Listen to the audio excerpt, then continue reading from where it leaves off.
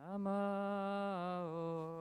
Om Vishnupadaya Krishna Prasdaya Bhutale Srimati Bhakti Vedanta Swami Iti Namine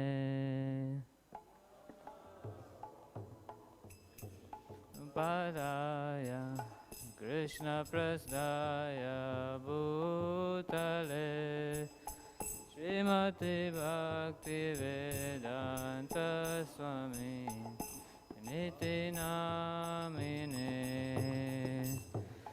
Namaste Saraswati Deve Gauravani Pracharine Nirvisesa Sunyavadi Vaskasya Desatarine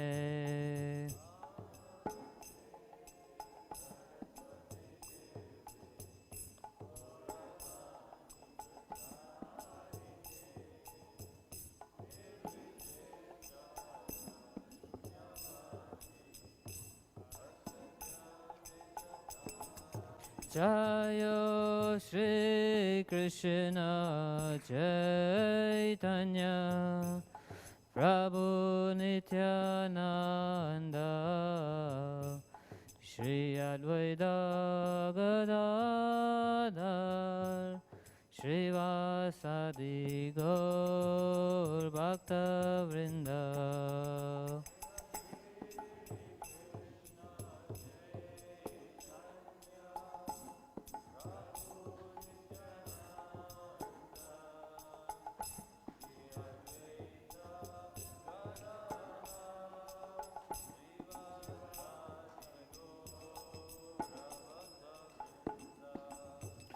Hare Krishna, Krishna Krishna, Hare Hare, Hare Rama, Hare Rama, Rama Rama, Hare Hare.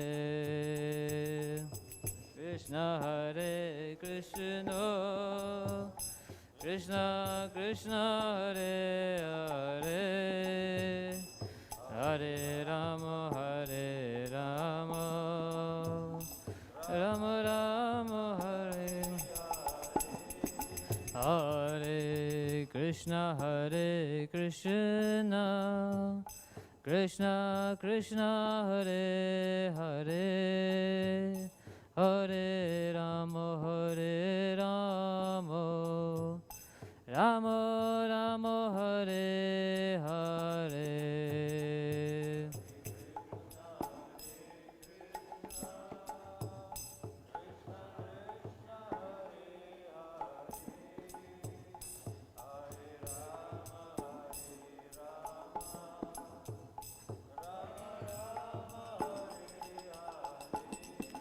Hare Krishna, Hare Krishna, Krishna Krishna, Hare Hare, Hare Rama, Hare Rama, Rama Rama, Hare Hare.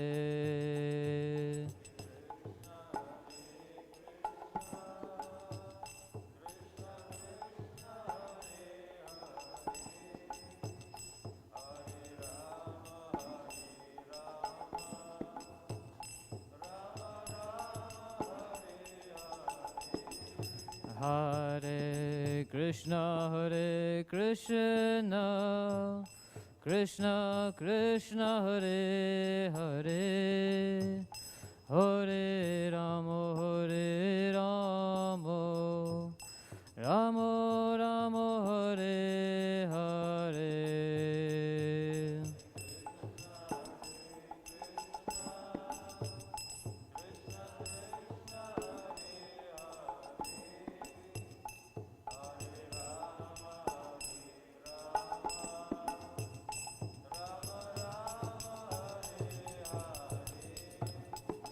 Hare Krishna, Krishna Krishna Krishna Hare Hare Hare Rama Rama Rama Hare Hare.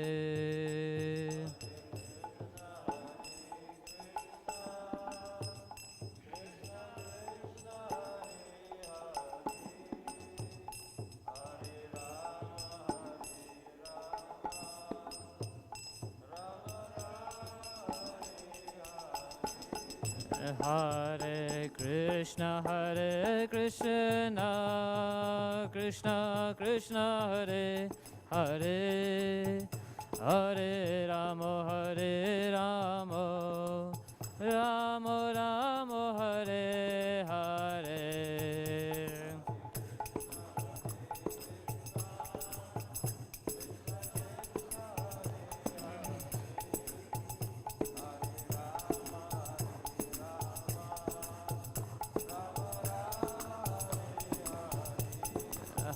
Hare Krishna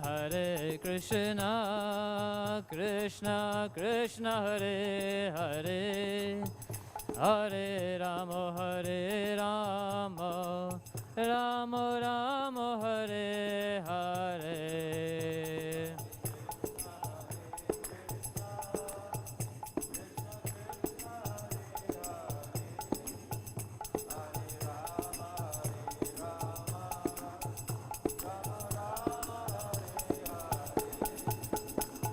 Hare Krishna Krishna Krishna Hare Hare Hare Ram Ram Ram Hare Hare.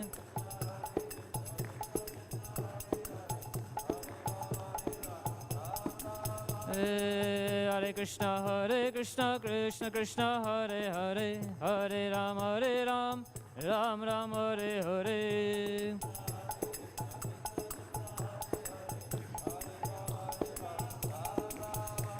Hare Krishna Krishna Krishna Hare Hare Hare Ram Ram Ram Hare Hare.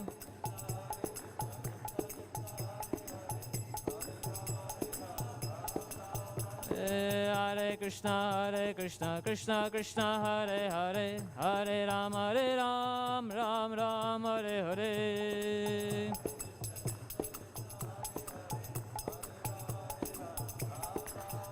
Hare Krishna Krishna Krishna Hare Hare Hare Ram Ram Ram Hare Hare.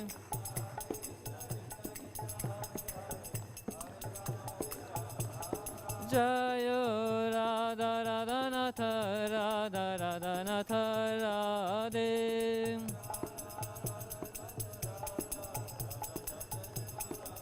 Jaya Giri Govardhan Giri Govardhan Giri Govardhan Jaya Giri Govardhan.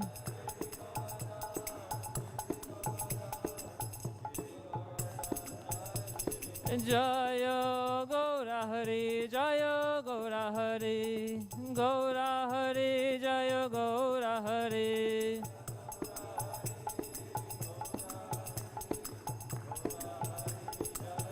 Jaya Jaya Prabhupada Prabhupada Prabhupada Jaya Jaya Prabhupada.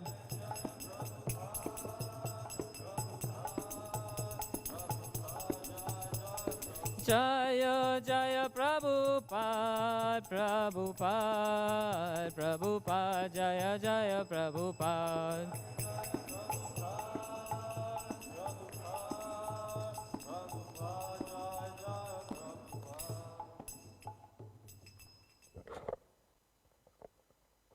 Hare Krishna, Shri Shri Radha Radhanath ki jai, Shri Caitanya Mahaprabhu ki jai, Giriraj Govardhan ki jai, Srila Prabhupada ki jai. Welcome, dear devotees, to this day 3 of the Gaur Purnima festival. Today, we're very fortunate to have with us His Holiness Bhakti Caitanya Swami. Hare Krishna. Thank you, devotees. So Maharaj is going to be speaking on Lord Chaitanya's culture of the 6 loving exchanges, and we're going to explore the interpersonal Vaishnava dealings as perfectly epitomized by Lord Chaitanya Mahaprabhu. And I'll hand you over to His Holiness Bhakti Caitanya Swami. Hare Krishna. Hare Krishna. Devotees,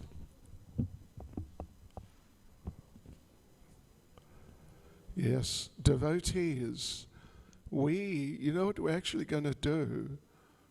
We are going to study verse 4 of the Nectar of Instruction.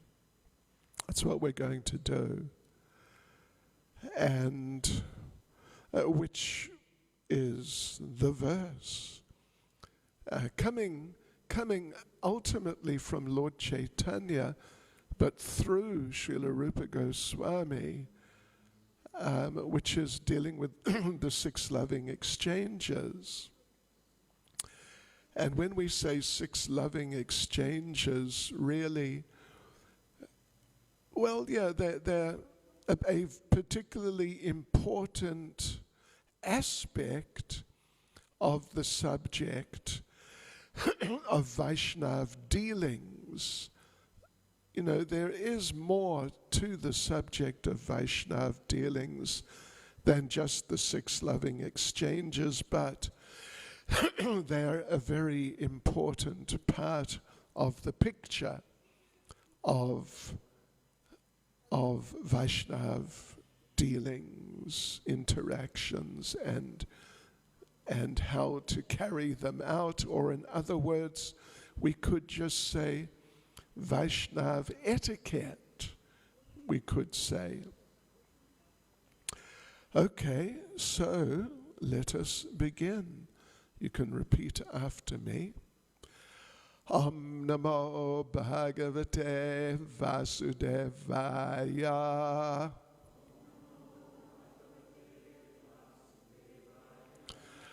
Om Namo Bhagavate Vasudevaya.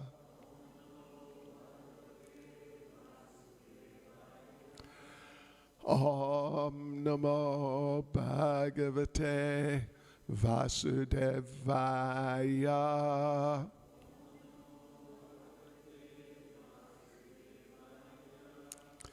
So let's just read the verse itself. This, if you've got access, if you've got it on your phone or something, you could look at it. Nectar of Instruction, verse 4.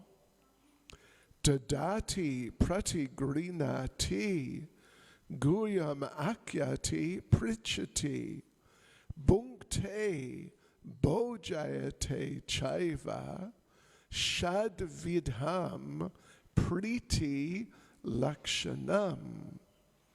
And the translation: offering gifts in charity, accepting charitable gifts, revealing one's mind in confidence, inquiring confidentially, accepting prasad and offering prasad. So these are the 6 symptoms of love shared by one devotee and another.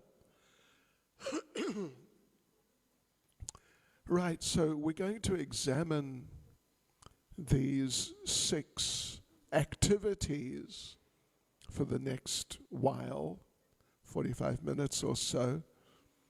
And as I said, these are important aspects of the sort of broader picture of Vaishnav etiquette, Vaishnav behavior, how to conduct interactions with other Vaishnavas, with people in general also, but most particularly with other devotees. So just to set the scene a little bit more, let's just read a few verses from Caitanya Charitamrita, where Lord Chaitanya is instructing Srila Sanatana Goswami in the broader picture of Vaishnava etiquette in the more general sense. And then we'll come and focus in on these particular elements. So if you want to make a note, these are two actually very important verses in Caitanya Charitamrita. Antya Leela, not Adi Leela, but Antya Leela, chapter 4, which is titled Sanatana Goswami Visits the Lord at Jagannath Puri. And this is verses 129 and 130.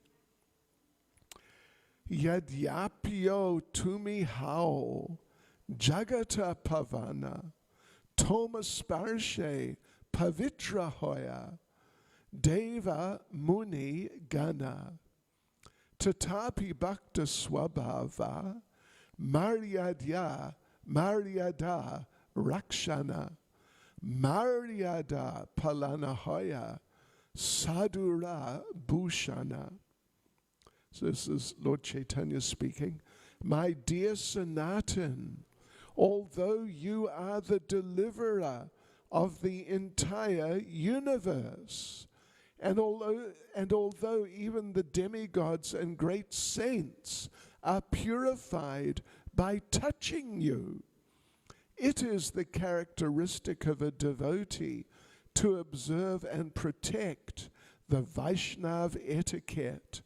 Maintenance of the Vaishnava etiquette is the ornament of a devotee.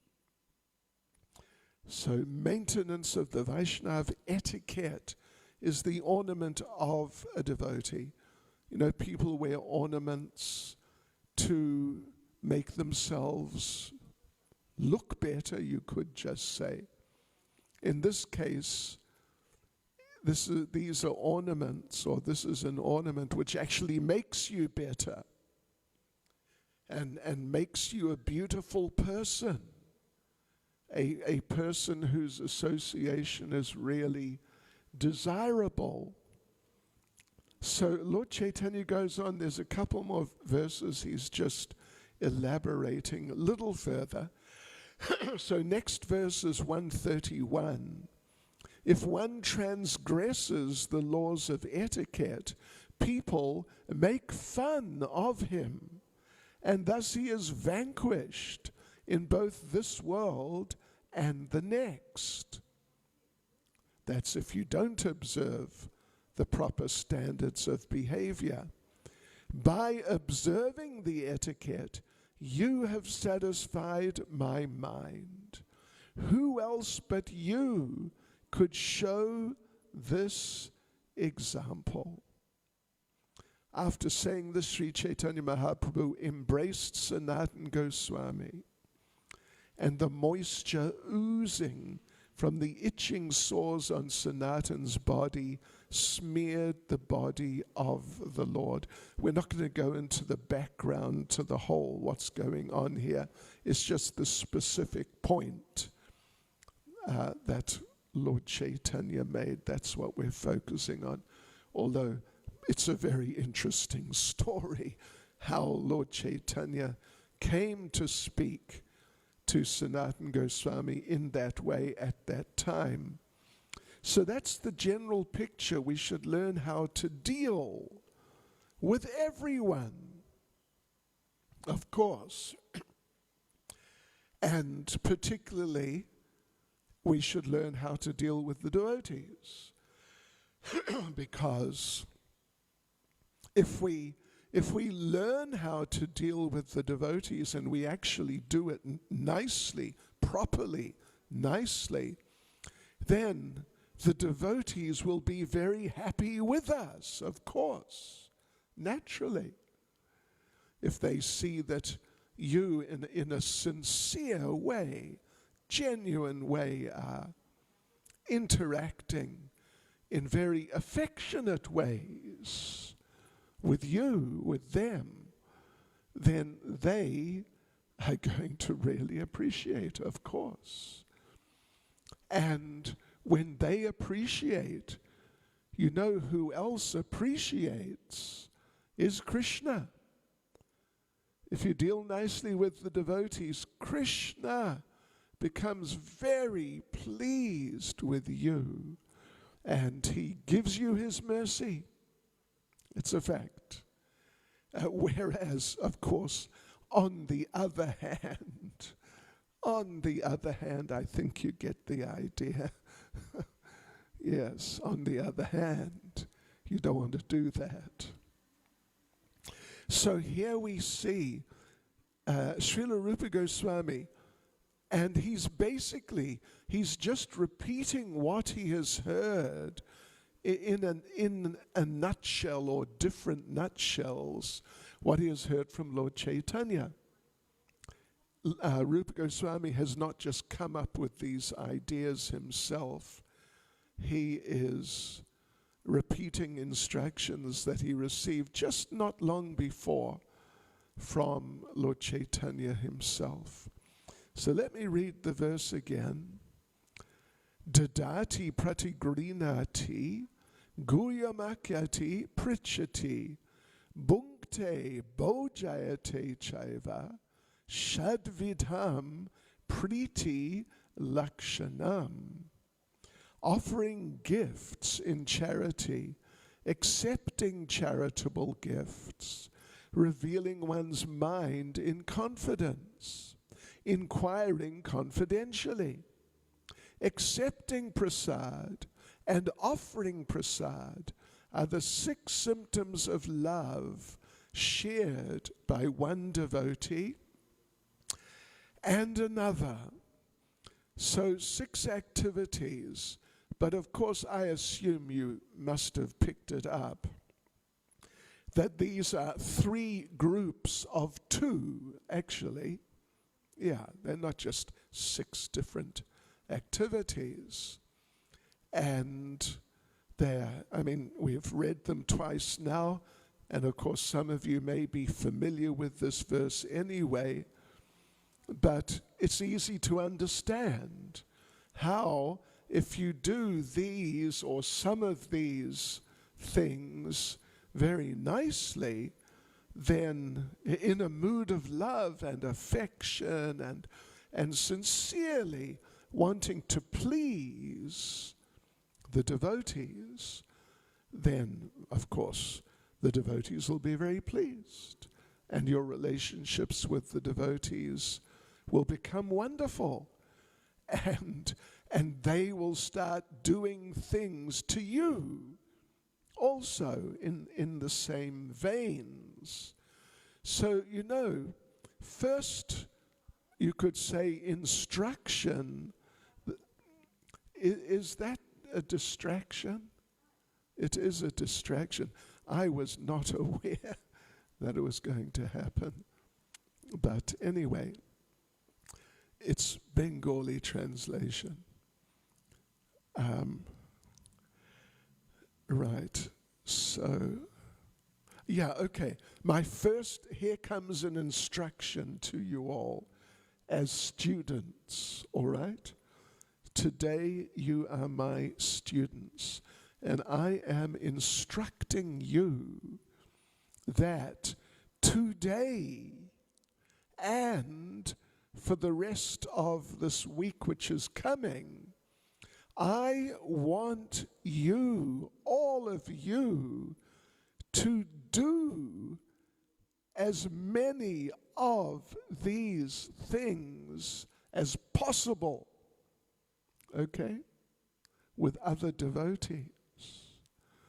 When did you last give a gift, some charity? Some sort of gift. It could be charity. We usually take to mean a donation, but you could just give a gift. You could give a book or something. So, I want you, dear students, to today, there's no better time than now, to do some or all of these things. And it's quite possible some of these things you may not have done for quite some time. I don't know, maybe I'm being unfair on you, underestimating you. But I want you to do this, okay? Now, what we're going to do, how we're going to present this is that we, in the Bhakti Shastri course, a year or so ago, we went right through Nectar of Instruction all the way, verse by verse, right the whole way. So we are going to follow the same course of activity, okay? So you're going to be getting basically the instruction that the devotees who did Bhakti Shastri got on this verse number 4. And if you have access to the Nectar of Instruction, which, anyway, if you do, you can follow it, because we'll go paragraph by paragraph.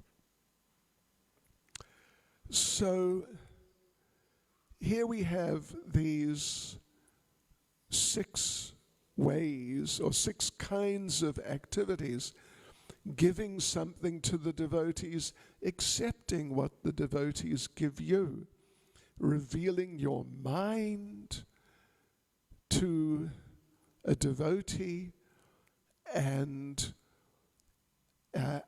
asking, you could say, asking a devotee to reveal their mind to you. Yeah. And then accepting prasadam if it's offered to you, and also giving prasadam to the devotees. So in the first paragraph of the purport, there are 7 paragraphs in the purport to verse 4 of Nectar of Instruction.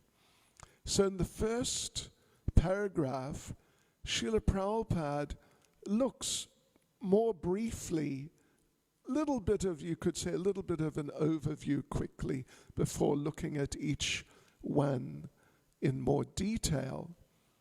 So in regard to the second the second activity, Guyamakyati Prichati, which means revealing one's mind or inquiring from a devotee so that they reveal their mind to you.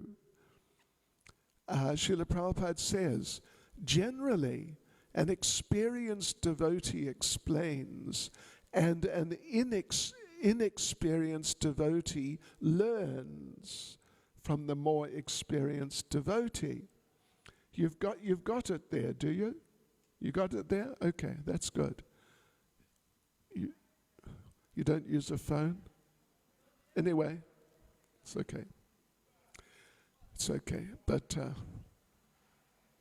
yeah, this is the normal system when it comes to inquiring or revealing the mind, or inquiring about what's going on in the mind. And it's an important sort of, you could almost say, protocol, because if you, for some reason, reveal your mind to an inexperienced devotee, then the advice you get, you never know, it could easily not be the best. So, yeah. There's a famous story. I'll briefly tell it. I'm sure some of you have heard it before. It was from when the deities in Amsterdam were installed. Prabhupada came and oversaw the installation of Radha Gopinath. And the devotees were doing everything wrong. And Srila Prabhupada was progressively becoming more angry and upset. And finally, they're about to start the fire sacrifice, but like we had, on Friday, and you probably saw there's fruit and veggies, whole fruits and things around the Yagya Kund, Havan Kund, but they had not put anything at all. It was just the actual place for doing the yagya itself. And so Prabhupada called the temple president and said, "Where is the fruit? Where is the fruit?" And the temple president thought, Prabhupada wants to eat some fruit. And when Prabhupada had fruit, normally he liked to have it cut up, sort of like a bit of a fruit salad sort of thing. And would you believe, when Prabhupada had a fruit salad, sometimes he would have salt on it. Yeah, fruit salad. And sometimes even little red chili powder. So temple president ran into the kitchen. "Where's the fruit? Prabhupada wants the fruit." So they cut up the quickest fruit salad in the history of ISKCON. A whole bowl of fruit salad, and in 2 minutes, the temple president was out there. "Here's the fruit, Srila Prabhupada." And Prabhupada looked at this fruit salad and just shook his head and just looked away. And they say when Prabhupada was angry, he would tell you. But when he was really angry, he wouldn't say anything. And Prabhupada didn't say anything. There was one long-haired hippie boy standing like right here. Greasy hair, not clean. But he was a bit of a devotee, and he was chanting on some japa beads. So the devotee, this young boy, seeing these things go wrong, and Prabhupada's just getting more and more unhappy. And then finally the fruit salad happens, and Prabhupada is like, "It's too much." The long-haired young boy leant over to Prabhupada and said, "Srila Prabhupada, just chant Hare Krishna." Which is good advice. But, Prabhupada doesn't need that advice. Yeah, so the inexperienced devotee does not try to instruct the more experienced devotee. And Prabhupada then, in the first paragraph, it's a very important point actually, about prasadam and the distribution of it, and when it comes to you, when it's distributed to you. Prabhupada in the purport first paragraph says, "When a devotee distributes prasad, remnants of food offered to the Supreme Personality of Godhead, in order to maintain our spirit of devotional service, we must accept this prasad as the Lord's grace received through the pure devotees." Yes. In other words, because there's so much prasadam, and usually it's so nice, and usually they don't skimp on the cream and the butter and the sugar and all that. You may find you are involuntarily putting on weight, and you may then decide to restrict yourself. And so therefore, when devotees come and offer you some prasad in a loving mood, you may feel that, no, I must reject it. But we shouldn't just look on prasadam as food. Actually, the word prasadam means, literally, simply means mercy. That's actually what it means. And it's sort of an adaptation that we call the food which has been offered to the Lord, prasadam. But actually the whole idea is it's mercy. So that's what's discussed in the first paragraph. Then in the second paragraph, Srila Prabhupada goes on to make the point, and it's a very interesting and it's a very important point, that even in ordinary life, this is how people interact. At least nice people or intelligent people, this is how they deal with others. You know, you may have even seen on television, I mean, I cannot remember when I last saw television, and I'm very happy about that.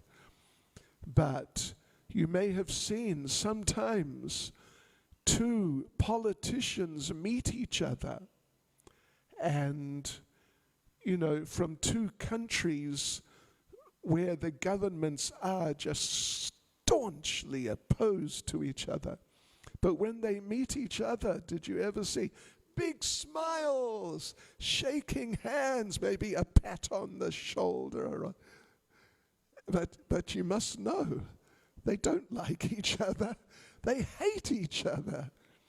But at least, well, politics, Srila Prabhupada said, politics means the art of being polite.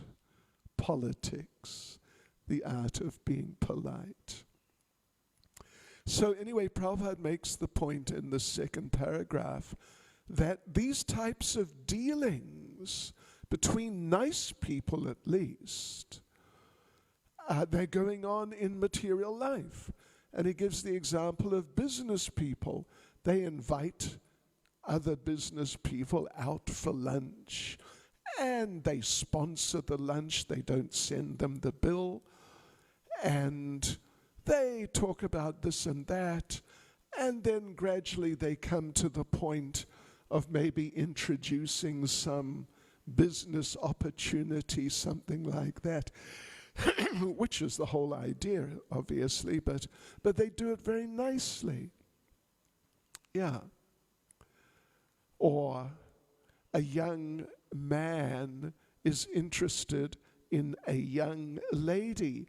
He invites her out to some social event or other. Yeah. So these things are going on. And Prabhupada says that thus, whenever there is a dealing of preeti or love in intimate dealings, these 6 activities are executed. In other words, when you talk about loving dealings, affectionate dealings, they so often, if not every time, they involve these 6 activities, directly, indirectly, in one way or another. In other words, they're very standard things for nice human beings. So they should be standard things for nice devotees. And like we said, hopefully you caught it if you were here, but as our students, we are instructing you that you must do these things today. Okay. Okay. And for the rest of this week, and, you know, if we get a chance, we'll do a review after a week, how many interactions of these types you did. Because it's not just book knowledge, this is to help us develop as persons, as devotees. So Srila Prabhupada goes on there, and he refers to the previous verse of Nectar of Instruction, where Rupa Goswami said, Sangha Tyagat Sato Vrite, that we should give up worldly association, keep company with devotees. And Prabhupada makes very important point, it's really a wonderful point, that Prabhupada says, we have created ISKCON to facilitate these dealings. Of course, he created ISKCON to spread Lord Chaitanya's movement all over the world, obviously. But part of the package, what is ISKCON, what is being distributed, is like venues, forums for carrying out these 6 activities. And, you know, if you're not on the level of spontaneously giving gifts regularly, which I think many of us are not on, and if we're not so much on the level of spontaneously revealing our mind, or spontaneously giving prasadam, you know, I think we're all on the level of spontaneously accepting prasadam. That's first step, easy, sort of break the ice, accept prasadam. But if we're not spontaneously doing these things, at least we can learn them and practice them. And even if the mind says, no, you know, you shouldn't give the nice samosa, you should eat it yourself. But you can practice by giving it. Yeah. And you know what will happen? Well, you know, what may happen, sometimes will, is that in the very near future, you will be given 2 samosas. So it will not be a loss, it'll be a gain. Yeah. So Srila Prabhupada then, we're still in the 2nd paragraph, he goes on to explain how in ISKCON we are doing these things. And Prabhupada says, people are making donations, so they're giving gifts. And we don't just take the money and say, thanks a lot, see you later. But we reciprocate. We reciprocate by giving literature, for example, giving prasadam, giving good advice, like this. We reciprocate. So, yeah, that's in regard to donations.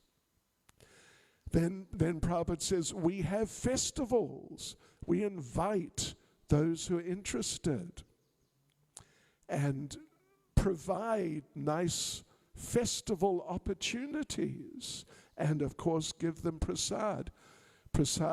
Giving and accepting.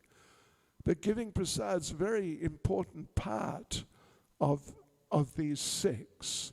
And you'll see we go into it further shortly.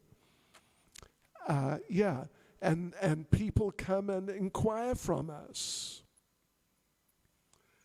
I remember the most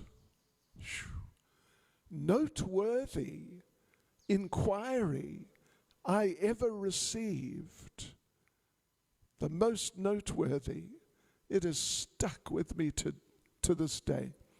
One young man came with his mother to see me a good 10 or 15 years ago or something. And the young man said, you know what I did yesterday? I killed my wife. What should I do? Whew. Okay. Anyway, Hare Krishna. People come with all sorts of inquiries. But we have to be ready and able to respond appropriately. Incidentally, I told him to hand himself into the police. Yes.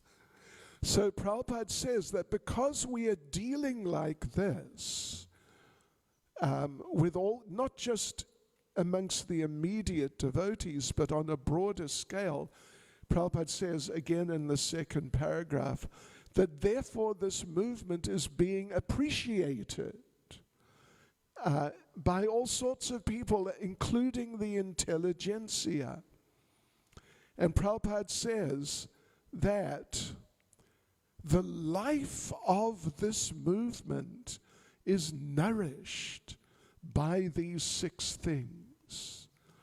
That means our lives in Krishna consciousness, just as the life of the whole movement is nourished by the whole movement doing these things, so individually also our lives, our Krishna consciousness will be nourished by our doing these things and learning to do these things systematically and coming to the point of doing these things spontaneously and naturally. But, spontaneity, oftentimes the beginnings of spontaneity are there in just making a point of doing them, and gradually they become second nature. So Prabhupada says, therefore people must be given the chance to associate with the devotees of ISKCON, because simply by reciprocating in the 6 ways mentioned above, an ordinary man can fully revive his dormant Krishna consciousness, and an ordinary woman also. Yeah.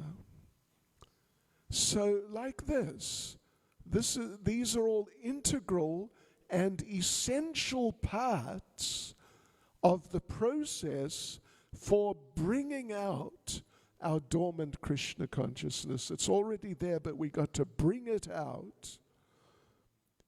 And, it tends to maybe not just come out so easily of its own accord. It's got to be encouraged to come out. All right, so we go on to the 3rd paragraph. So at the end of the 2nd paragraph, Prabhupada does give some emphasis to the chanting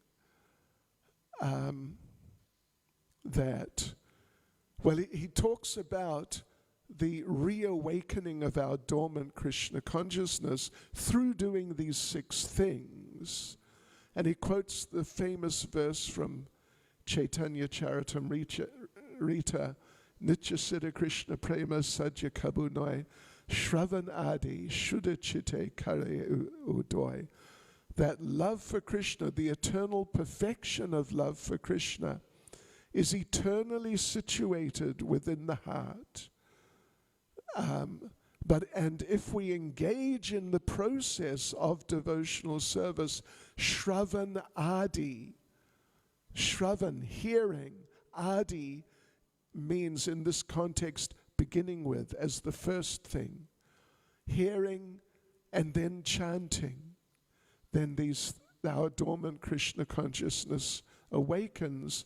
And then Prabhupada at the end of the 2nd paragraph quotes the first verse of Shikshastakam and emphasizes the chanting. So then in the 3rd paragraph, Prabhupada begins by saying, this chanting process is so effective. It purifies the chanter and those who hear. And, in this sense, the giving or just the process of chanting is part of giving. It's part of giving. We're giving people the Mahamantra. We're giving people Krishna consciousness. And Prabhupada goes on to explain how this chanting, giving the chanting, basically means just chanting publicly. Just chanting. In effect, you're giving the chanting. How living entities benefit. And he refers to Lord Chaitanya's conversation with Haridas Thakur, in which it said that if you want, well, Lord Caitanya actually asks Haridas Thakur, how are we going to help the lower living entities, the animals, the plants, and so on? And Haridas Thakur says, the loud chanting of Hare Krishna. The loud chanting. The plants, the animals will benefit. And Prabhupada gives the example of Lord Caitanya passing through the Jarikanda forest. You may know that story. That he and Balabhadra Bhattacharya are on pilgrimage, walking through that forest, Jarikanda. And Lord Caitanya was in so much ecstasy, he didn't really know where he was going. And there was a tiger lying on the edge of the path. And Balabhadra Bhattacharya, of course, was shocked. Lord Caitanya didn't even notice. He walked into the tiger, bang, and the tiger got a shock, because I'm sure people don't normally walk into tigers. And the tiger jumped up, and Balabhadra Bhattacharya thought, well, that's it, I guess. But then the tiger started chanting, Hare Krishna. Yes. And Lord Caitanya continued. A group of tigers started following. Balabhadra Bhattacharya again thought, wow, looks like trouble. But then they all started chanting. And, you know, it's a long story, but that's the basic idea. So Prabhupada makes the point, and just in case you're the type of person who needs to be told this, that we should not go out and chant to the tigers, if you can find them. I mean, in the zoo, I suppose, but not the wild ones. We should just focus on the people. Lord Caitanya had so much potency, he could make the tigers and the deer and the elephants in the forest there. Lord Caitanya met all these different types of animals and got them to chant. Let's us just work on the people. Right. So Prabhupada says, this is, well, sort of at the end of the purport, this is a sublime example of contributing or giving charity. Yes. So Prabhupada, now Prabhupada's starting to address a little more the second set of two, revealing the mind and then inquiring confidentially. Prabhupada says one should inquire about the Krishna consciousness movement and open his mind in order to understand the situation of this material world. Thus the Guyam Akyati Prichati principles can be served. So, very important point about revealing your mind. As Prabhupada said, we should reveal our mind to more experienced people.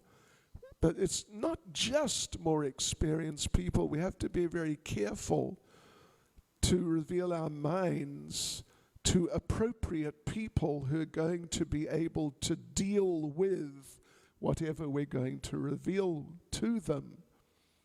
And, I've heard of devotees having had the experience of revealing their mind, some personal thing, sensitive matter in their lives, to someone who they thought, this person can help me with this. But then later, the same day, someone else, a third person, came and said, oh, I didn't know you had that problem. And then explained what you'd explained. You got to be careful, because these things are sort of like, I wouldn't say they're like treasures, but at least they're very sensitive, important things, and you don't want to just sort of air them publicly. Yeah. So therefore, when someone reveals their mind in confidence to you, then we must understand this person, probably it seems, they have some faith in us that we will look after what they're revealing to us, and we will do our level best at least to address whatever they're revealing to us, and we'll leave it at that and not go and just start distributing it. So therefore, when people do that with us, we must understand it's a very special type of exchange, and it must be respected, greatly respected. So, some examples. Well, Prabhupada talks about in paragraph 4 how we have the Sunday feast, and we invite the world ultimately, but particularly we invite the devotees, our members, our friends to the Sunday program. So they come hopefully for the whole program, and they don't just turn up right at the end of the arati when the peacock fan is being offered, just before prasadam. As I've mentioned on many occasions before, when I was a new devotee in London, those people, because that was the program, class, arati, prasadam. And there were people who every week, they would arrive just somehow or other, probably coincidentally, right at the time of the offering of the peacock fan. And we used to call them Krishna's fan club. That's what we called them. But an interesting little incident which was told to me by Badrinarayan Swami, who was in Prabhupada's personal company when this event happened. Badrinarayan Swami told me that he was there with Prabhupada for a Sunday program in Los Angeles, and at the end, everyone went out to take prasadam on the lawn in the front between the temple building and the road. But Prabhupada stayed. Someone had some questions. Prabhupada stayed for some 10 or 15 minutes to speak to someone.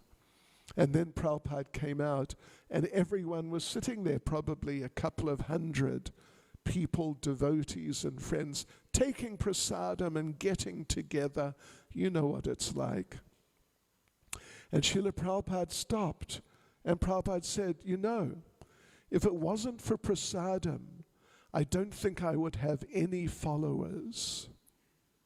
Yeah, interesting. So it should be done nicely with nice prasadam. Not just, don't take this too seriously. Do take it seriously. Not just what? Biryani, beans curry, and grated carrot salad with lemon juice. Okay, it's prasadam, but we should really try to showcase prasadam nicely for the people.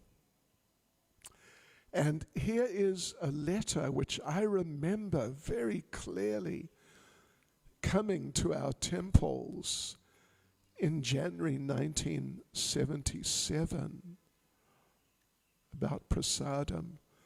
This is a letter from Prabhupada sent to all temples. to them like the management. Now you must arrange in each temple there must be sufficient stock of prasadam for distribution. You can keep first-class cooks, 2 or 3, and they should be always engaged. Whenever a guest comes, he must get prasad. This arrangement must be made that the cooks prepare 10 or 20 servings at a time of puris and sabji, and you can add halava and pakoras, and the visitors must be supplied immediately. Whenever a gentleman comes, he must be served. As the 20 servings are being distributed, immediately the cooks prepare another 20 servings and store it. At the end of the day, if no one comes, our own men will take. So there's no loss, right? No loss at all. You cannot say it is finished. It is not cooked yet. There is no supply for cooking, etc. This must be enforced rigidly. I remember that letter coming vividly, as a long-standing fan of prasadam, and thinking, yeah, that's really good. But it's really good, actually. So then Prabhupada goes on to tell us, or to discourage us from associating with certain undesirable types of people. Mayavadis, impersonalists, so-called yogis who are off in just some other dimension of, the mental platform more often than not. And Prabhupada actually makes the point that you should do that because ISKCON is really the only organization which is teaching real religion as it is. And devotees, we're sort of running out of time. What should I do? Should I come back next Sunday? Or just skimp over a little and finish? What does mean? Next Sunday? Well, I don't want to upset your program, so, if you already got next Sunday. Oh, acha.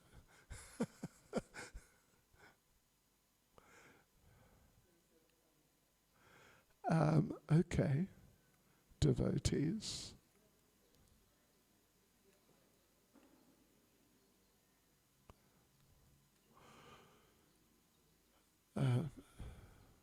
Well, Hare Krishna. Because I think we need to mobilize. But we can, if you just read, there's just we're halfway through the purport. Actually, we're a little more. Well, no, we're halfway.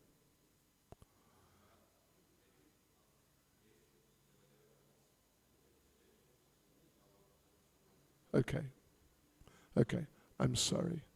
I do tend to get carried away. I'm sorry. Hare Krishna. Srila Prabhupada ki jai.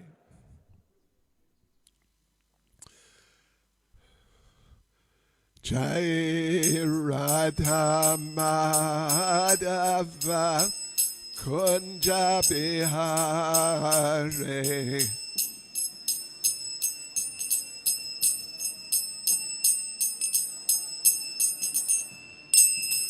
Jaya Radha Madhava Kunja Bihare.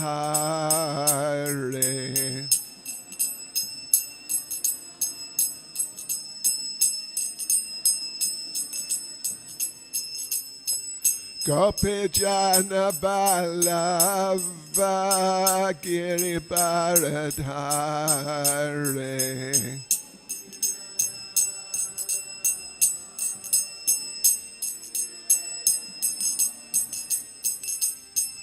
Gopi Jana Ballava Giribaradhare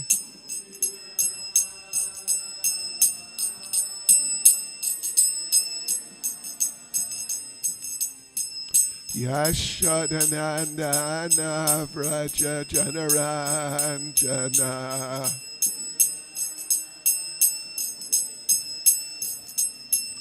Yashodanandana Vraja Janaranjana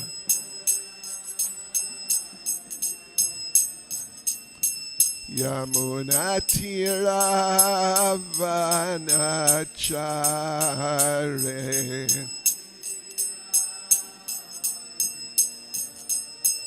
Yamunatiravanachare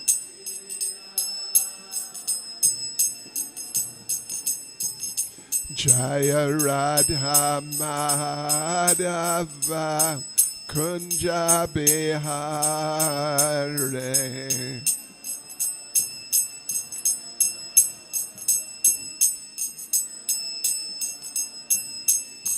Jaya Radha Madhava Kunja Bihare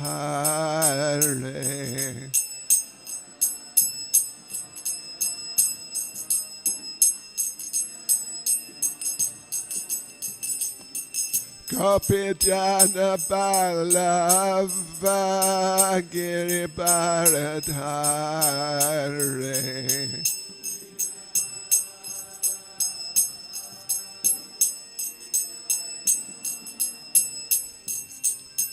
Gopi Jana Ballava Giribaradhare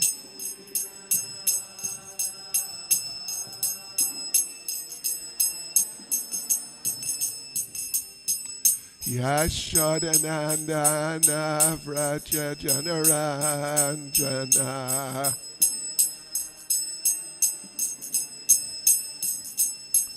Yashodanandana Vraja Janaranjana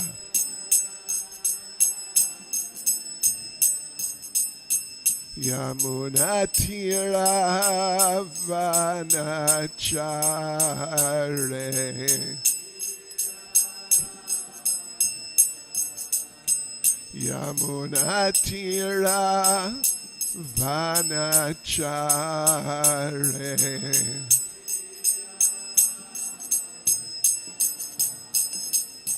Jaya Radha Madhava Kunja Bihare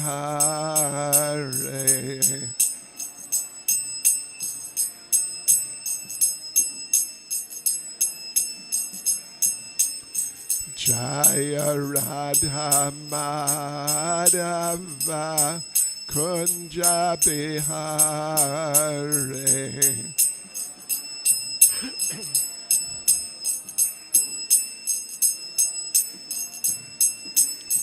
Jai Prabhupada, Jai Prabhupada, Jai Prabhupada, Jai Prabhupada.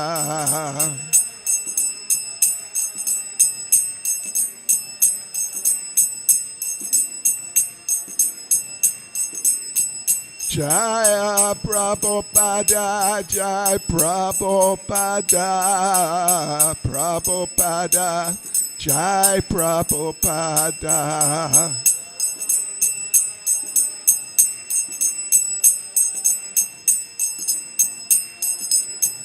Jai Jai Prabhupada, Prabhupada, Prabhupada, Prabhupada.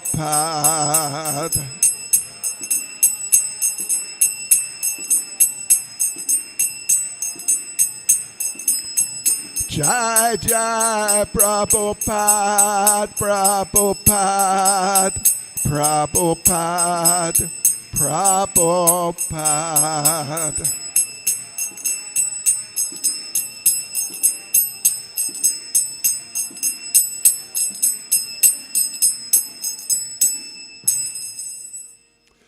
Jaya Vishnupad Paramahansa Parivrajacharya Tadasishavad.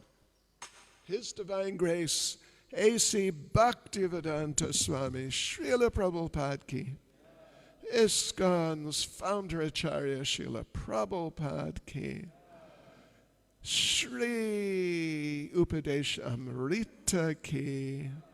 Shri Shri Radha Radhanath Ki. Shri Giri Govardhan Ki. Shri Caitanya Mahaprabhu Ki. Shri Jagannath Snan Yatra Ki.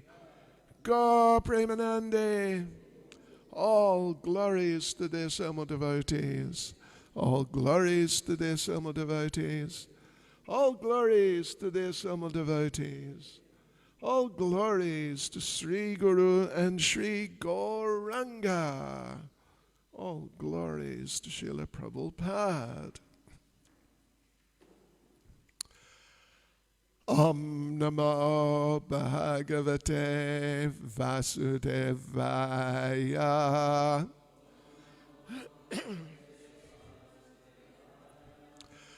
Om Namo Bhagavate Vasudevaya.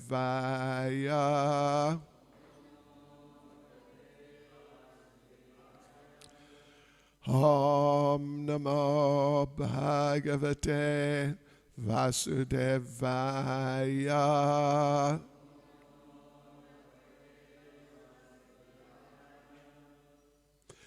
So today, devotees, we're actually continuing. It's part of a seminar actually on Nectar of Instruction.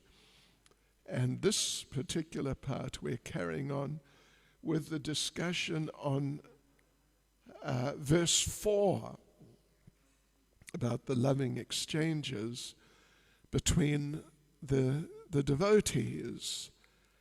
And whenever it was, a week or two ago, just recently, we began, but we weren't able to finish the purport and the discussion on this verse. So we're going to continue now, and I'll just chant the verse myself.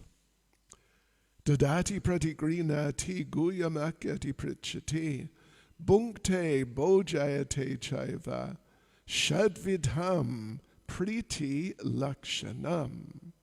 Translation: offering gifts in charity, accepting charitable gifts, revealing one's mind in confidence, inquiring confidentially, accepting prasad and offering prasad are the 6 symptoms of love shared by one devotee and another. And those of you who were here, whenever it was it last Sunday, was it, or 2 weeks? Oh, okay, 2 weeks ago. I did actually ask everyone as homework to do some of these things. But I don't know how many of you were here 2 weeks ago. It may be a new group altogether.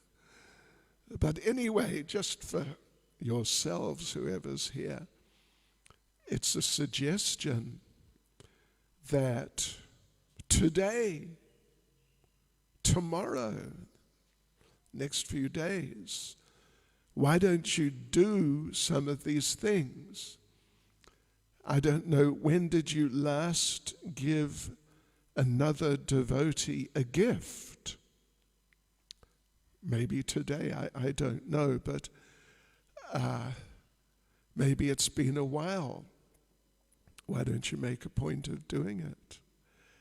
So anyway, we're going to discuss these 6 activities a little bit further today and conclude the purport from Nectar of Instruction.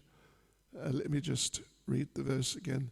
Offering gifts in charity, accepting charitable gifts, revealing one's mind in confidence, inquiring confidentially, accepting prasad and offering prasad are the 6 symptoms of love shared by one devotee and another.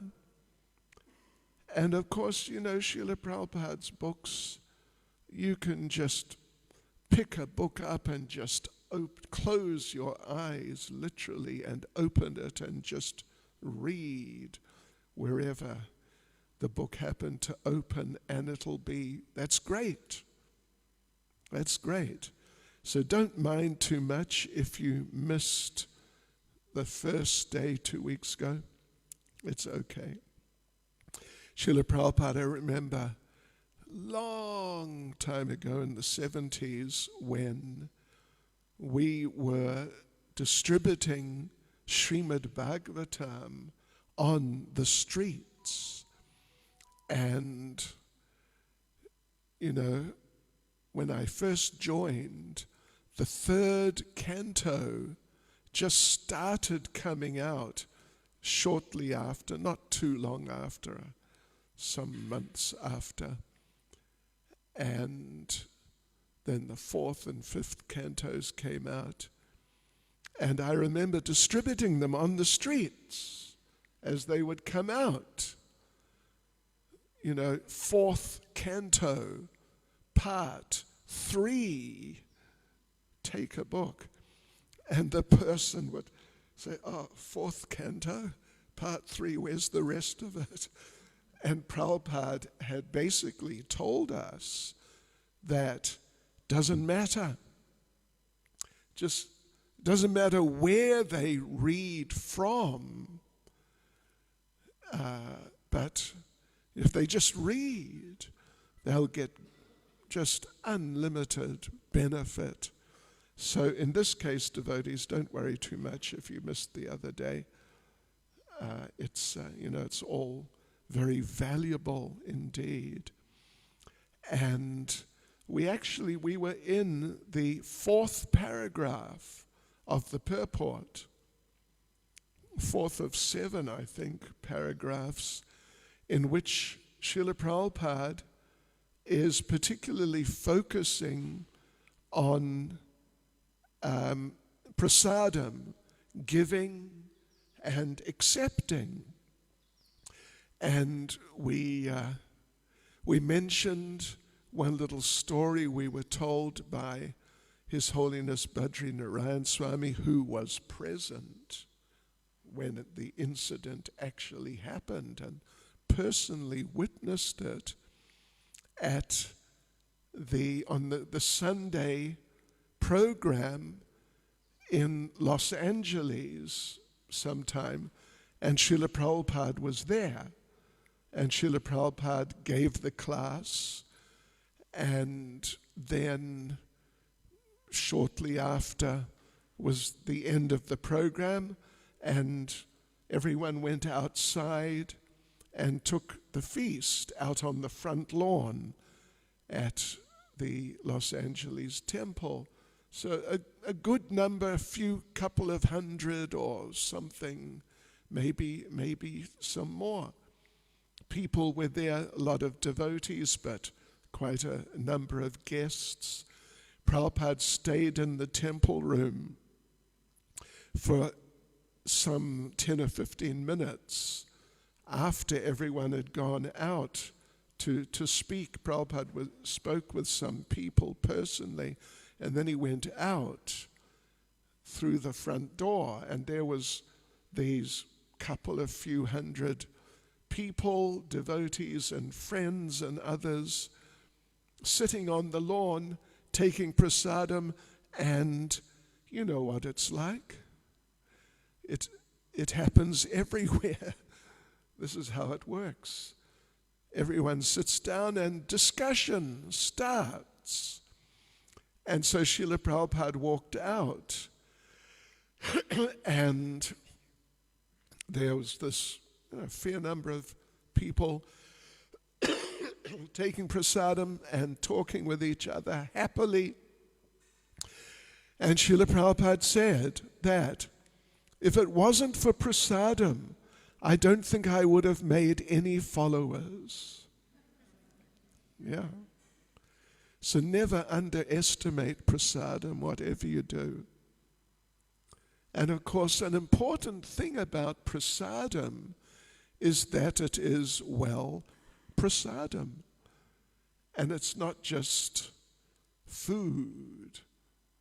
You know, usually it's nicely prepared and tasteful, and, you know, our cooks generally are quite accomplished. But prasadam, it's not just a matter of how it tastes, what I like.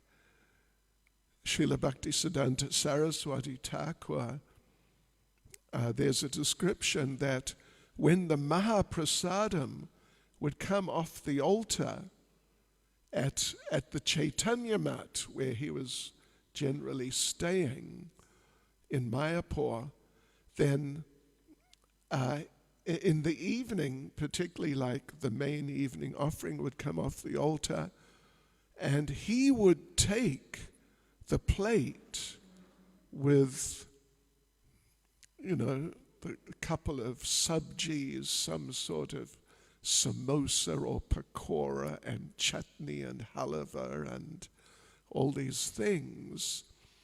And he just put his hand in it and just mix it all up with the salt and pepper, the water, you know, the fruit, and just everything. And then he'd say, okay, distribute it. Because sometimes it happens that devotees get picky. Could I have some of that? No, not that, this one. Yes, that's it. You know what I mean? Like it's food, tasty food, and I like this, and I'm not so keen on that. But actually, prasadam's prasadam. And we should always respect prasadam. We don't just eat prasadam, but we should respect prasadam. Srila Bhaktisiddhanta, when he would receive some Jagannath Mahaprasadam, it said that first of all he would circumambulate it 7 times, then offer full dandavats, and then take a little Jagannath Mahaprasad. So here, it's one, of course, it's the last. There are these 6 exchanges, but they're in 3 groups of 2. Giving gifts, accepting gifts, revealing your mind to a suitable person, and when a person reveals their mind to you, that you're willing to listen carefully and consider carefully what they're saying, and if possible make some meaningful contribution, some suggestion or whatever like that. And then giving prasadam and accepting prasadam. It's a really important part, very important part of the culture of Krishna consciousness.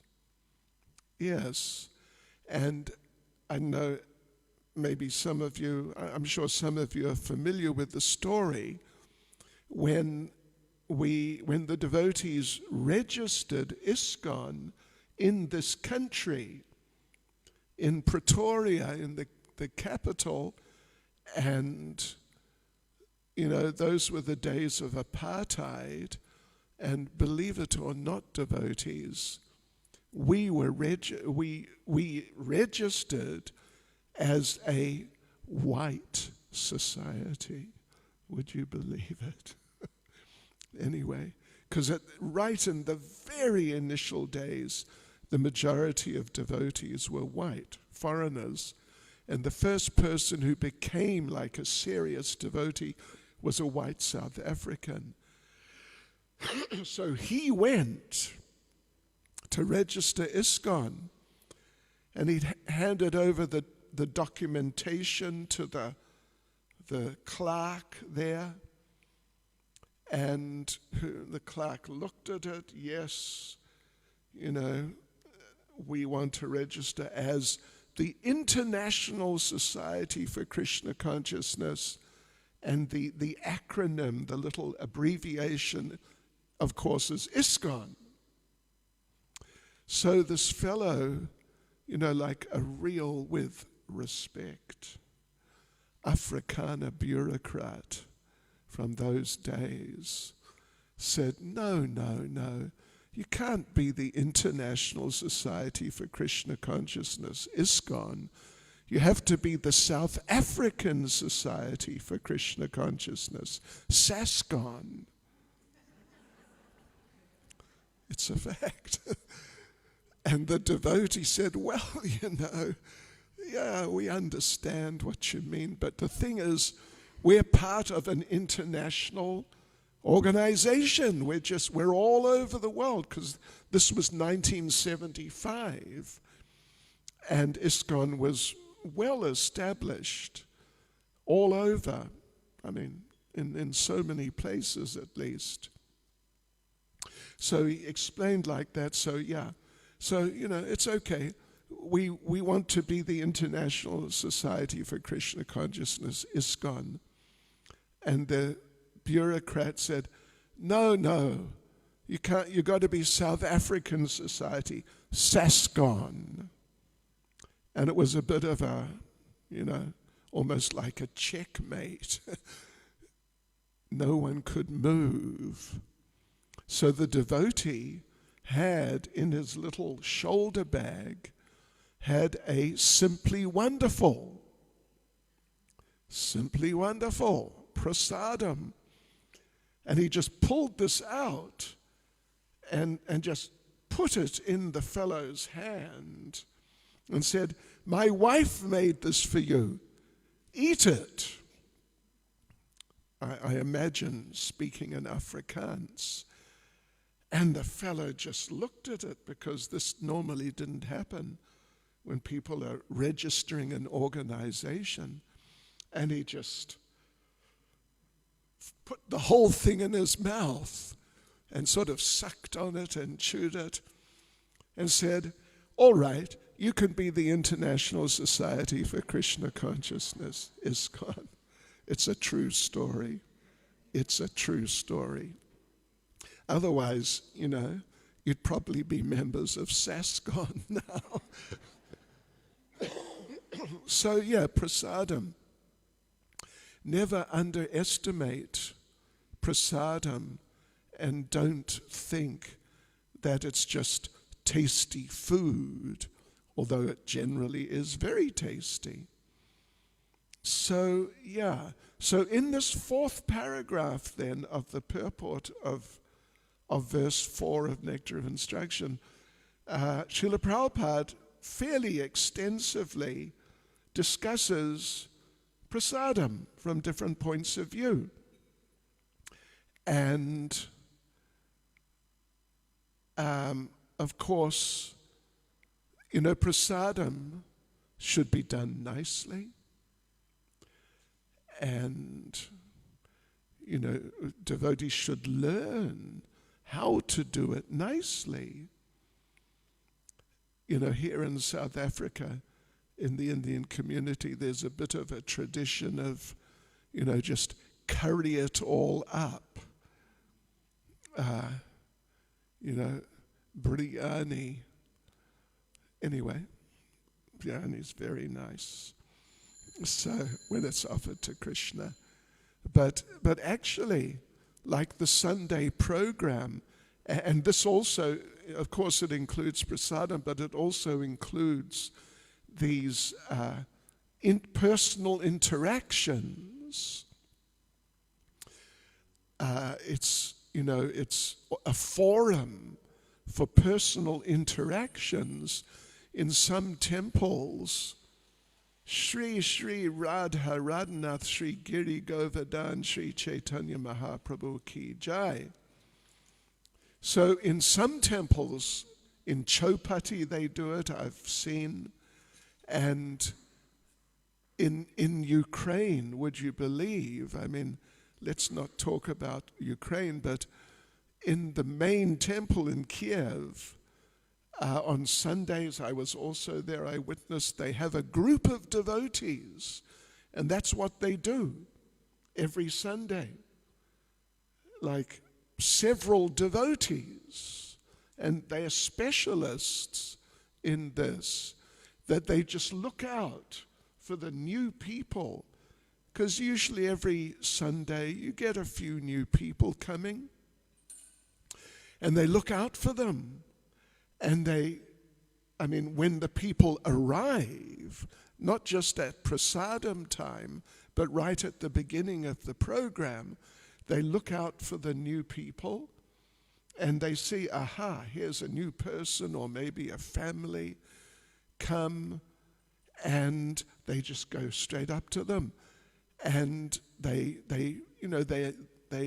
practiced in it. They really know how to do it nicely.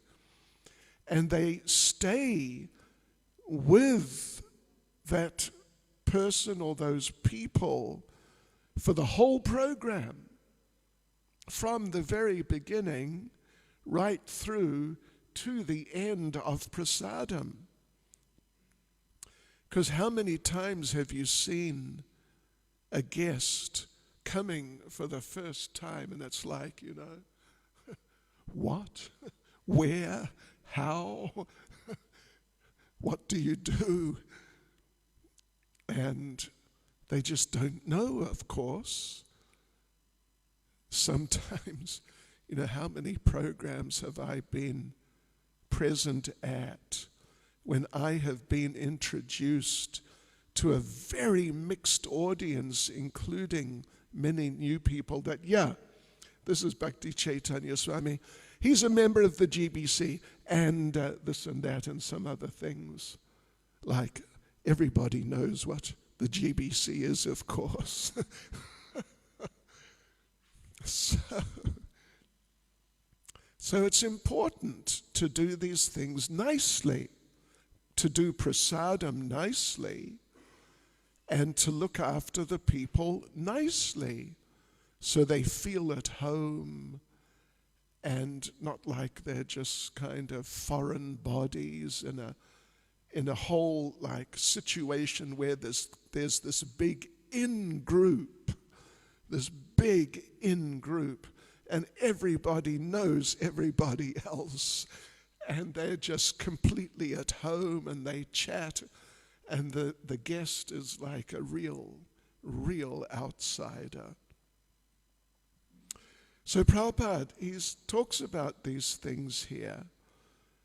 The Sunday program, it's an opportunity to sort of showcase Krishna consciousness. And particularly with new people, to introduce them systematically and nicely so they don't get overwhelmed if there, for example, is a Sunday class which gets a little technical about some aspects of Krishna consciousness, this type of thing. So, and Prabhupada talks about it. Many interested people come to dine, and some people, they also invite devotees to their houses to take prasadam at their houses. So this is also, it's an aspect of giving prasadam, accepting, and also of the discussion, inquiring, and responding to inquiries. It's all part of it. And these are standard exchanges in Krishna consciousness, and not just standard exchanges, but as Srila Rupa Goswami has said, these are actually exchanges of love. Particularly if they're done nicely, they really are exchanges of affection. And when you interact with people like that, nicely as the devotees who are the hosts, then the guests, they really appreciate it, and they feel the affection, and therefore they come back, and they integrate in so many cases into the community of Krishna consciousness. And Srila Prabhupada, in the paragraph here, he gets into an aspect of both the association and inquiring and responding to inquiries and prasadam, which he develops further in the next paragraph. In a couple of paragraphs, he really gets into, you got to be a little careful about who you interact with and how you interact with them, and even if you interact with them, depending on who they are. And if there's some food being offered this way or that, you got to be careful about that too. Prabhupada starts touching on it, that we should give up the association of people like bogey yogis, and to a large degree outside of Krishna consciousness, generally the yogi community is prone to be on the sort of bogey side, unfortunately. And Prabhupada actually says that ISKCON is the only organization which is teaching real religion. That's a pretty powerful statement, isn't it? That's really powerful. And I was just reading, actually, a few days ago, this week, it was a class of Srila Prabhupada's in, what was it? Or maybe it was an interview. We were reading it in our Prabhupada Leelamrita readings one of the evenings. And Srila Prabhupada was being interviewed, and Prabhupada was saying, yes, we're not trying to convert people, but we'd like people, if they're Christian, become a better Christian through Krishna consciousness, become a better Muslim through Krishna consciousness, and like that. And actually, we read how Prabhupada spoke about Simply Wonderfuls. Yeah, I don't know if you've seen that. It's really quite something. Prabhupada gives a devotee a Simply Wonderful, if I remember correctly, and said, yes, this is simply wonderful, and Krishna consciousness is simply wonderful, and the devotees are simply wonderful, and you are simply wonderful, speaking to the devotee. You are simply wonderful, and Bhagavad Gita is simply wonderful. It was really nice. Prabhupada's enthusiasm was really, really wonderful. So,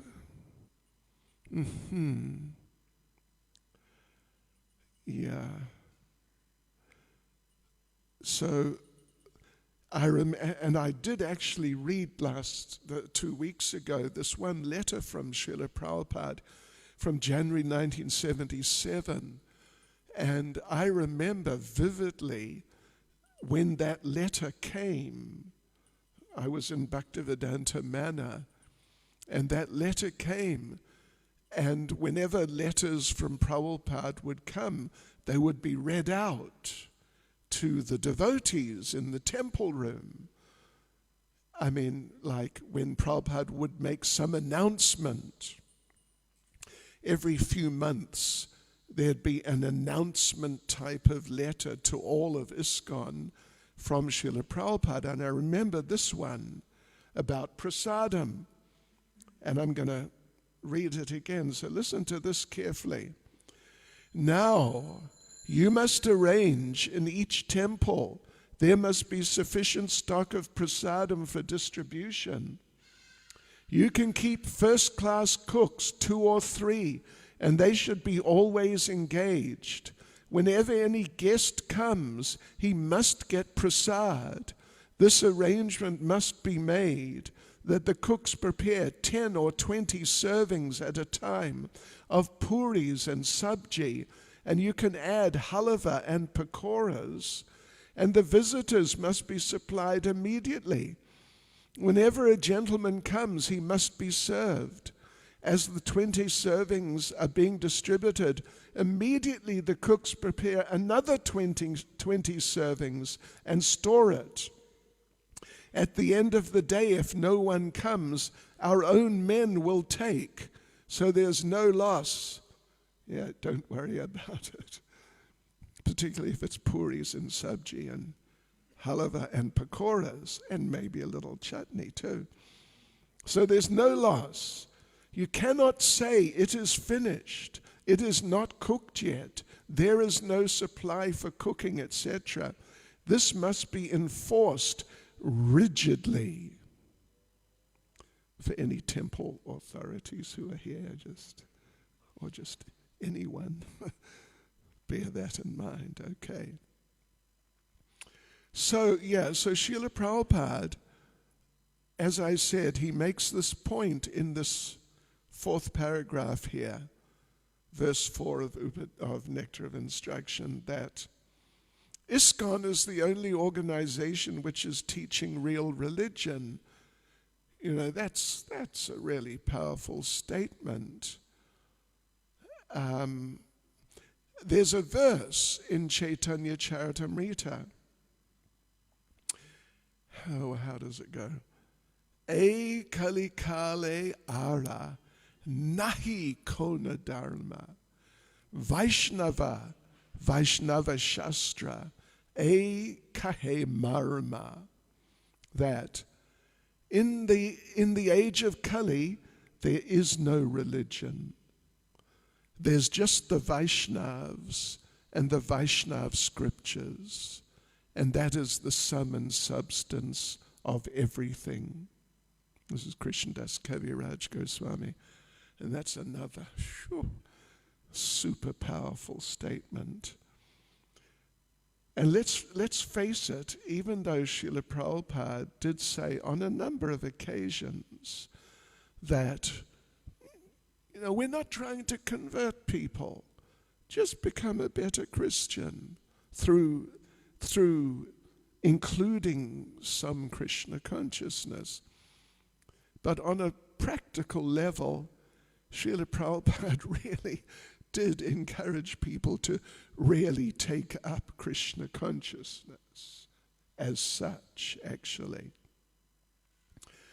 So, and Prabhupada here mentions that in all societies, even primitive societies, there's some form of religion or other.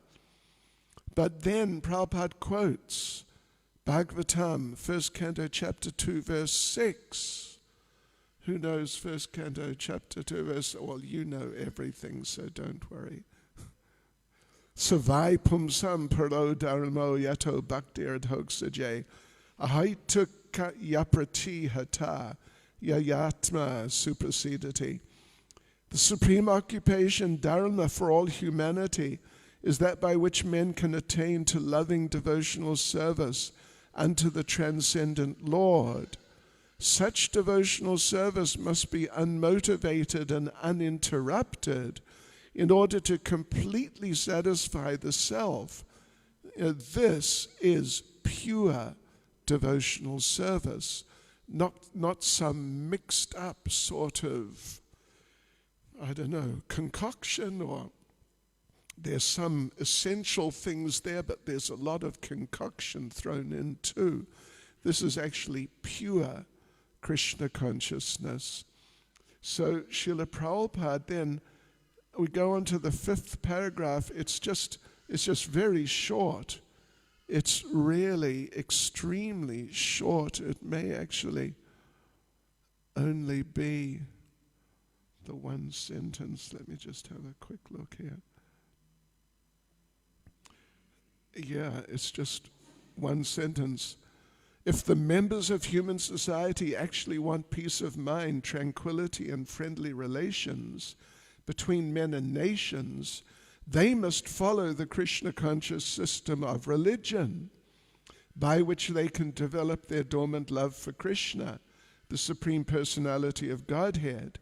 As soon as people do so, their minds will immediately be filled with peace and tranquility. Yeah. So really, you got to focus on Krishna consciousness, and you really got to do that. So that was the 5th paragraph. But now, the 6th paragraph, Prabhupada, it's sort of like, it's a warning about bad association on one hand. Prabhupada talks about associating with Mayavadis, politicians, people like that. I remember when the ANC first came into power in this country, they came and visited us. And they told us, you want to support us, don't you? Don't you? Like, we want to make an offer. You cannot, you must not, you'd better not refuse. But we sort of, managed to avoid getting sucked in. But Prabhupada makes the point, there are so many Mayavadis and politicians who take advantage of Mayavad, and there's all different types. It's not just Mayavadis. Mayavadis are really more or less a specific type of impersonalist. And nowadays you don't really get real Mayavadis in the strict sense, like, real Shankarites.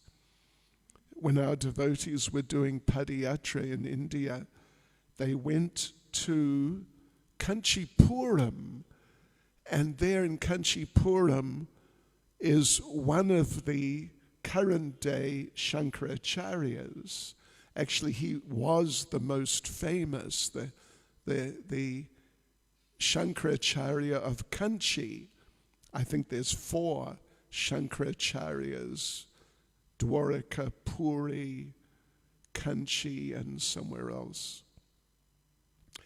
So he's big time Mayavadi leader, really big time.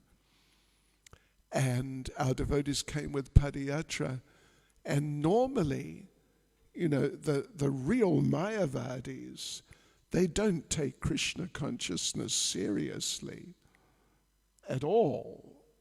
They regard it as being like, really watered down and just not really valid.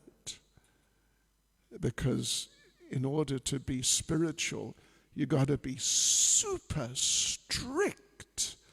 Otherwise, you're basically, you're out. You're not to be taken seriously. But the Shankaracharya of Kanchi, he came to one of the public programs, and he was promoting, yes, Hare Krishna's great, it's wonderful. And when you hear that, you realize you're not going to find many real Mayavadis. But you get a lot of people who are influenced by impersonalism in one way or another. We mentioned actually the other day, modern day, in just ordinary society, manifestations of impersonalism, like we mentioned abortion.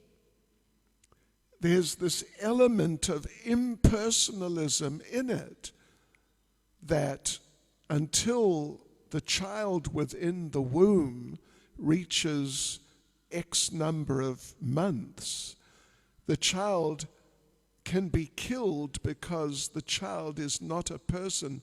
The child is just an it, like a thing, an object that can just be disposed of.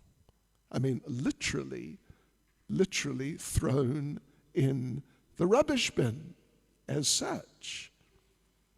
And sure, that's heavy. And that's impersonalism.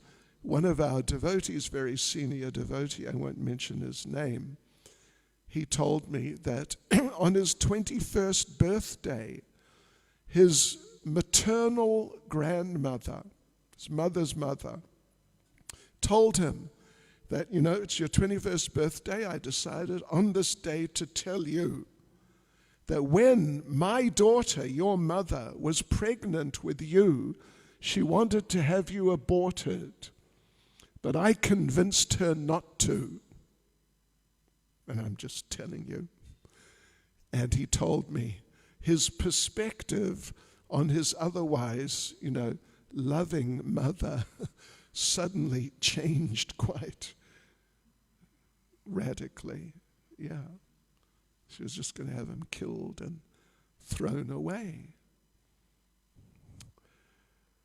Yeah, so impersonalism, sexism, that, you know, whichever sex thinks the other sex, they're just less. They're not real people like us. Racism,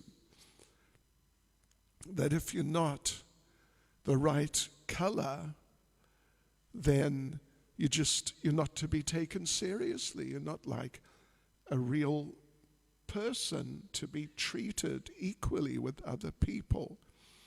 This is the influence of impersonalism in one way or another.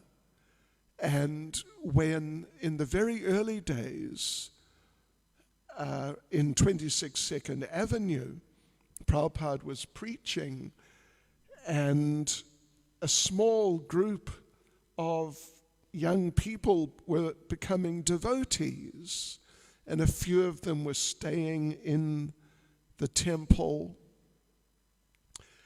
and they noticed that practically every class, Srila Prabhupada would go into some little thing against the impersonalists and the Mayavadis, and he would get, you know, a little worked up about these Mayavadis and impersonalists and speak a little strongly. And it was happening practically every class. So after one of such classes, the very young devotees, very new, they were discussing this point. Why do you think Swamiji, every time, he's always got something to say against these Mayavadis, these impersonalists? You know, we've never met any. Why doesn't he criticize the Christians? If he wants to criticize someone, why not the Christians? Why these Mayavadis, whoever they are?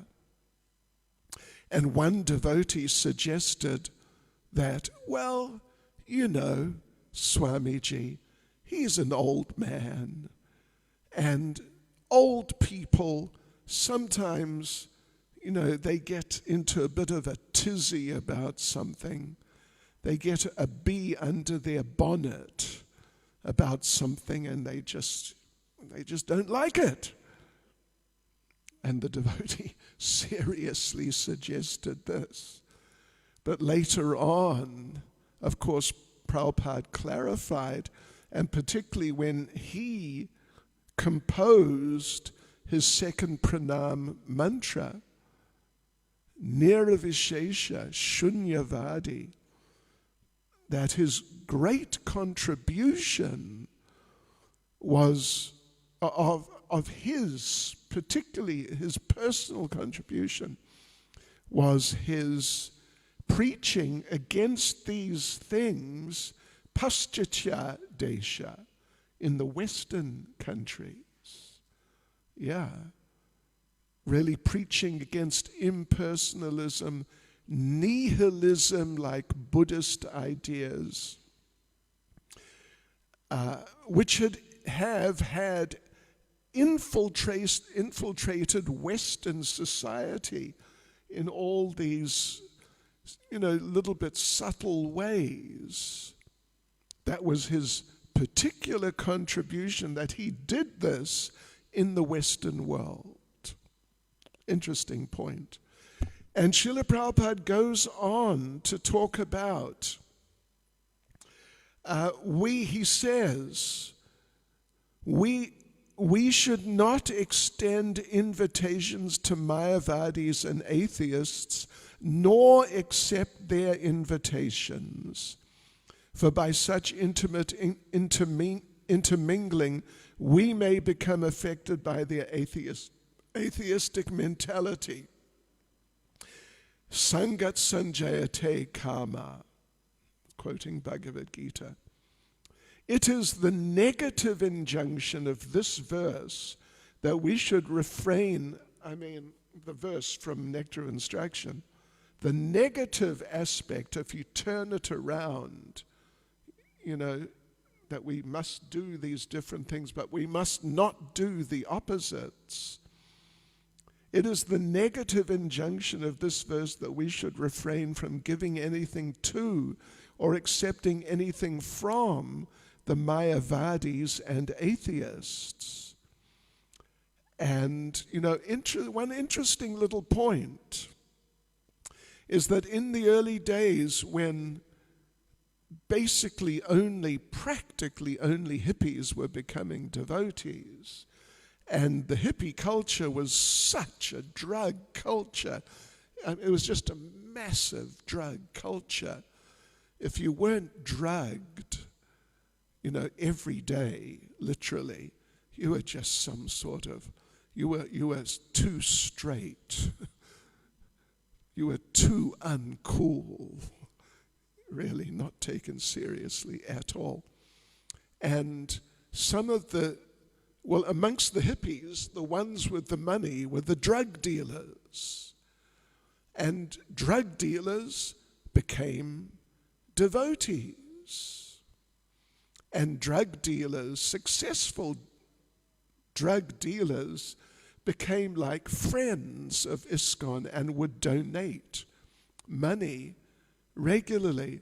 But Srila Prabhupada, one time when he found out that some certain donation which had been made to himself, substantial donation, was from a drug dealer, and it was money from drug sales, he said, "Give it back.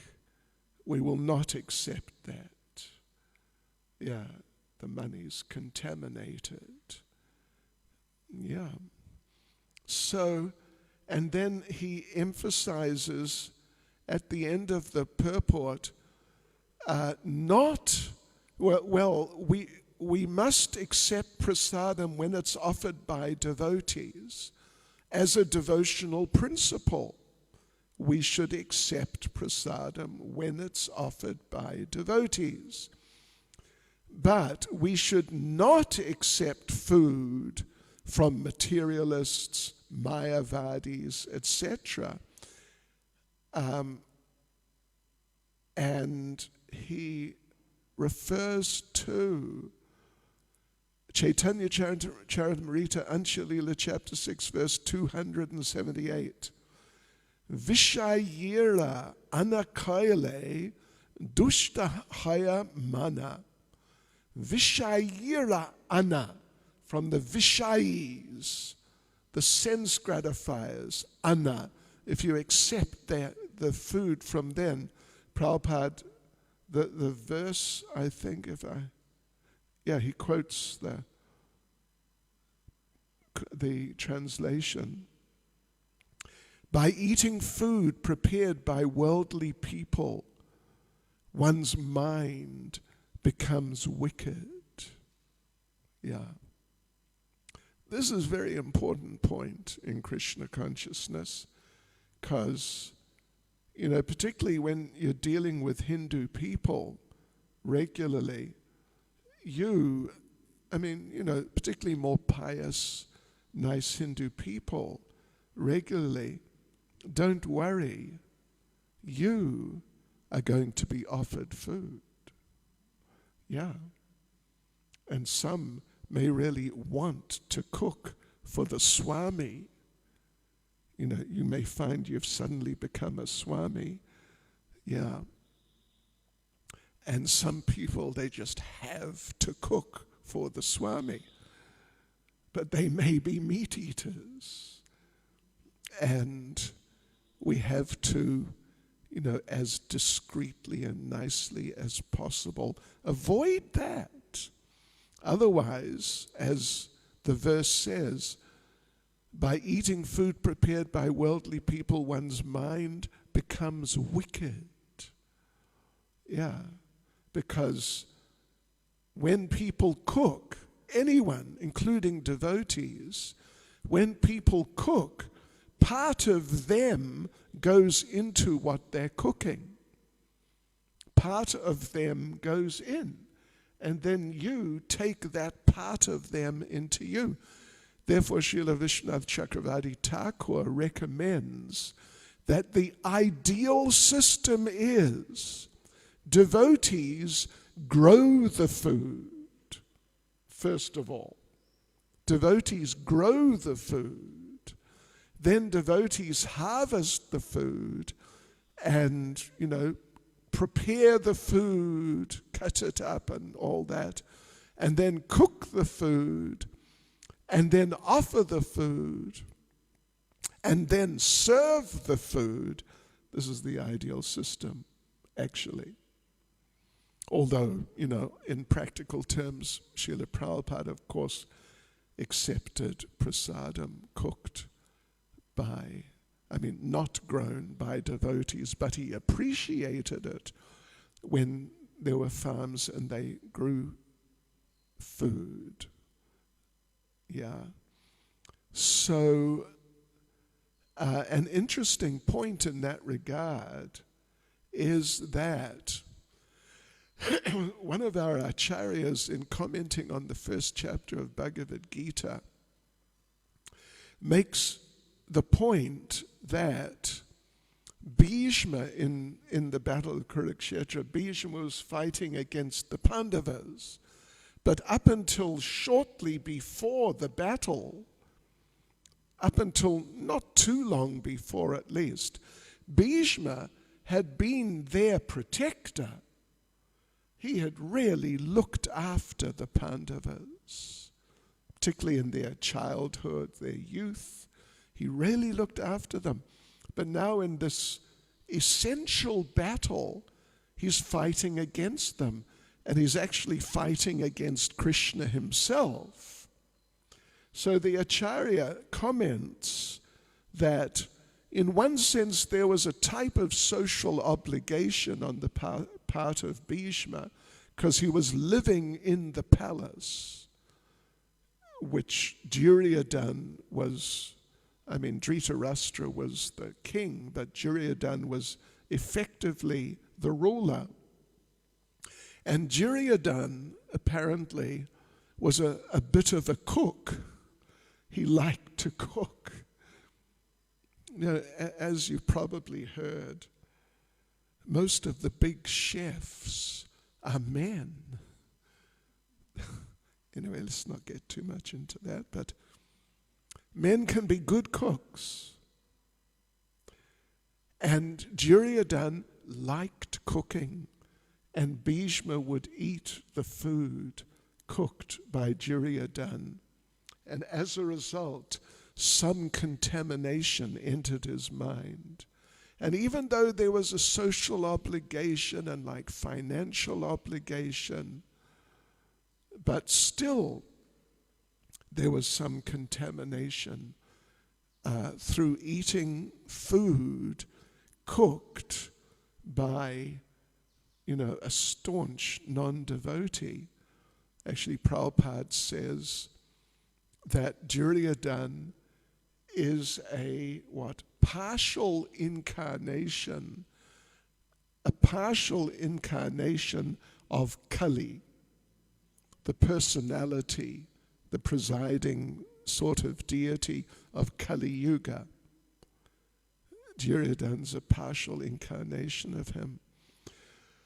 So, right, and then the last, almost last paragraph, 7th paragraph, Prabhupada begins by saying, so the conclusion is, we must keep company with devotees, follow regulative principles, follow in the footsteps of acharyas, and follow the orders of the spiritual master, and really try to come to the level of madhyam adhikari, the middle class, middle level devotee. We should specifically try to do that in like a systematic way, cultivate the way of life of a madhyam adhikari. The point comes up from time to time. Someone just wrote to me a couple of days ago that, I'm trying, I'm fixed on the goal of Krishna prema, and I'm just trying my best. I'm really going for Krishna prema, but sometimes I feel disappointed when I look at myself. So ultimately Krishna prema is the goal, but in the meantime, there are intermediate goals, step by step by step, not just all the way to Krishna prema in one go. So for us, Prabhupada on a number of occasions encouraged, don't remain a kanishta, but don't try to become an overnight uttama. Try to become a qualified madhyam adhikari, which means, like Prabhupada says, keeping in the company of devotees, following the regulative principles, following the orders of the spiritual master, and trying to help spread Krishna consciousness. And Srila Prabhupada, he explains the Dadati principle. He says, giving the example of Rupa Goswami himself, when he decided to retire, he distributed 50% of his life's earnings to Krishna's service, 25% to his relatives, and kept 25% for personal emergencies. This example should be followed by all devotees. Whatever one's income, 50% should be spent on behalf of Krishna and his devotees. And this will fulfill the demands of Dadati. There's been a debate about what does this mean for years. Even in Prabhupada's time, I remember. Does it mean you must donate 50% of your total salary before tax or after tax? Anyway, does it mean that? Or does it mean 50% of what's left over after, you've maintained your life and that of your family? Anyway, I'll leave it with you, but the understanding which is generally accepted in my experience is that, first of all, if you're a devotee, maintaining yourself, you're maintaining a devotee. Actually, it's true.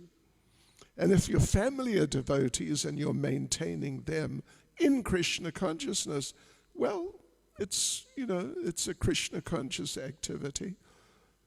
But of course, we must not be extravagant. And whatever's left at the end of the month, it should definitely be used for the spreading of the Krishna consciousness movement. So there you go, devotees. These are some thoughts on the second half of the purport to this verse 4 of Nectar of Instruction. Hare Krishna. Any comment or question? Words of wisdom or correction? Swarup Damodar Prabhu? Okay. Hare Krishna. And just, by Krishna's arrangement, now, as soon as we walk out from the temple room, it's prasadam time. And let me just close by telling you a little story which is very relevant. When Prabhupada first took a group of devotees to India, and he was traveling around with a group of devotees, Westerners, they went to the temple of one of his godbrothers. If I remember correctly, it may have been Vishakhapatnam, but anyway, somewhere. And the godbrother was very nice and prepared a feast for Prabhupada and all the devotees, and personally served. He cooked it himself, and he personally served it. And Prabhupada commented, this is real Vaishnav. He cooked it, but then he personally served it. Anyway, the point, that's a point already, but Prabhupada ate something with the devotees. Normally he'd take prasadam just on his own, but here he took prasadam with all the devotees, and at the end, his remnants, he was still sitting there, his remnants were distributed. So one devotee, whose name I also won't mention, he got a gulab jamun, which Srila Prabhupada had taken a bite from. Oh, special maha, super duper maha. And this was placed on this one devotee's plate. And he looked at it and thought, wow, I got the mercy, this is great. But in the space of those few seconds, another devotee grabbed it off his plate and put it in his mouth, and that was the end of that gulab jamun. It went to the place of no return. and the devotee whose plate it had been put on, he got upset. And Prabhupada's just sitting there. He went to Prabhupada and said, look at what this devotee did. Wow.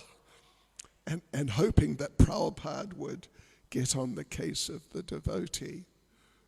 But Srila Prabhupada just said, oh, he was very intelligent. and then Prabhupada said, actually, there are two classes of devotees. There are two classes of devotees. One likes to eat prasadam. The other likes to serve prasadam. And Prabhupada said, they are both good. But the one who likes to serve prasadam is better. So, I'll leave that with you. Hare Krishna. Srila Prabhupada ki jai.